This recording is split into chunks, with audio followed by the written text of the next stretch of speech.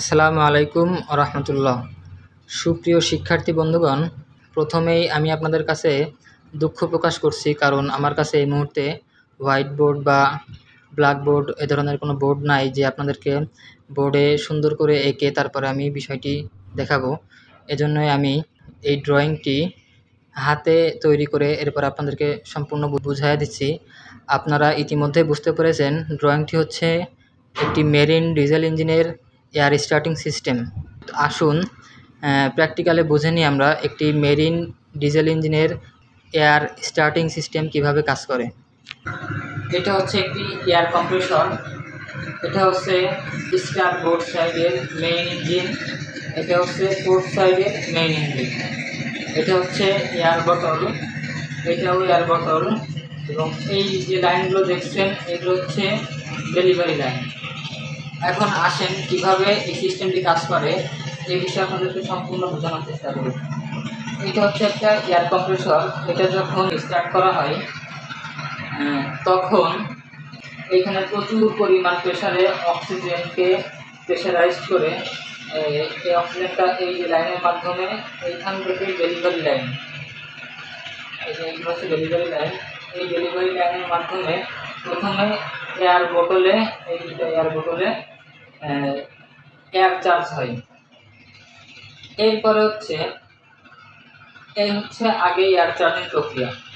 এরপরের বিষয়টি হচ্ছে এই যে এটা হচ্ছে মেইন স্টপ ভালভ, এইগুলো হচ্ছে ডেলিভারি ভালভ, এগুলো হচ্ছে সাকশন ভালভ। তো আমাদের যখন ইঞ্জিন স্টার্ট করার প্রয়োজন হয় তখন আমরা এই মেইন স্টপ ভালভটি খুলি, ডেলিভারি ভালভটি খুলি, এবং এই যে গেট ভালভ দেখছেন ডেলিভারি লাইনের গেট ভালভ, এই গেট ভালভটা খুললেই এইখান থেকে হাওয়াটা খুব খুব প্রেশারের মাধ্যমে বেরিয়ে আসে। এই যে এখান থেকে এই লাইনের মাধ্যমে এসে এই যে এই স্টার্টিং মোটর, এখানে ইলেকট্রিক সিস্টেম এবং এয়ারের এই সিস্টেমটা একত্রে সমন্বয় করে এই মোটরটাকে ঘুরাই। তখন এই মোটরের মাথায় একটা এই যে দেখছেন ফ্লাইহুইলের ঠিক সামনেই এই মোটরগুলো বসানো আছে। এই মোটরের মাথায় একটা পিনিয়ন আছে। এই পিনিয়ন করে কি, এই যখন স্টার্ট করা হয় তখন এটা এই যে পিনিয়নটা এটা সামনের দিকে চলে আসে এই ফ্লাইহুইলের তাতের সাথে এটা আটকে যায়, এবং আটকে যাওয়ার পরবর্তীতে কি হয় যে খুব দ্রুত এটাকে ঘুরিয়ে ফেলে। এটা ঘুরায়, কত স্পিডে ঘুরায় আপনাদেরকে আমি বলবো। যদি 1000 RPM এর একটা ইঞ্জিন হয় তাহলে এটাকে কমপক্ষে 100 RPM এ ঘোরাতে হবে।